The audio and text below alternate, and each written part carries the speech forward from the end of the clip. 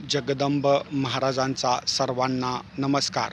अखंड महाराष्ट्रातील जनतेला मी वसंत पंचमी या दिवशी जो पंढरपूर या ठिकाणी विठ्ठल रुक्मिणी विवाह लावला जातो याचं सत्य काय आहे हे मी महाराष्ट्रातील जनतेला सांगणार आहे.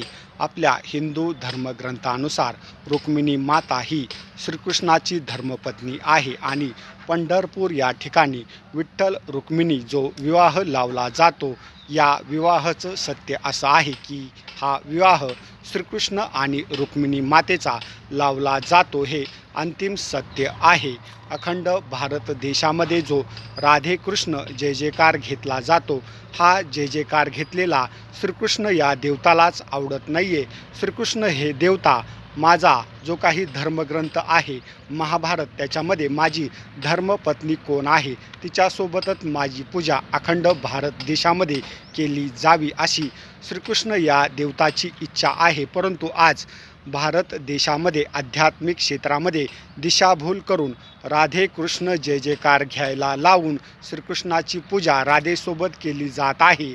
अशी आध्यात्मिक पूजा अर्चना करणाऱ्या लोकांना साधना क्षेत्रामध्ये फक्त आणि फक्त अडचणीचाच सामना करावा लागू शकतो. आज महाराष्ट्रातील एकही कीर्तनकार प्रवचनकार तुम्हाला आध्यात्मिक सत्य सांगत नाही आहे. ज्या देवाची ते भक्ती करत आहेत या विठ्ठल पांडुरंग हरी या देवताविषयीच सत्य महाराष्ट्रातील जनतेला सांगितलं जात नाही आहे. मी आध्यात्मिक क्षेत्रातील सत्य सांगणारा व्यक्ती आहे.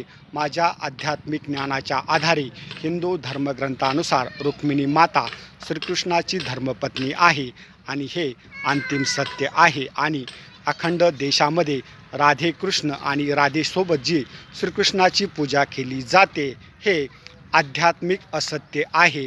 लोकांच्या अडचणी आध्यात्मिक क्षेत्रामध्ये कधीच संपू नये म्हणून राधे कृष्ण ही पूजा केली जात आहे. जय भवानी, जय श्रीराम, जगदंबा, हर हर महादेव, हर हर महादेव.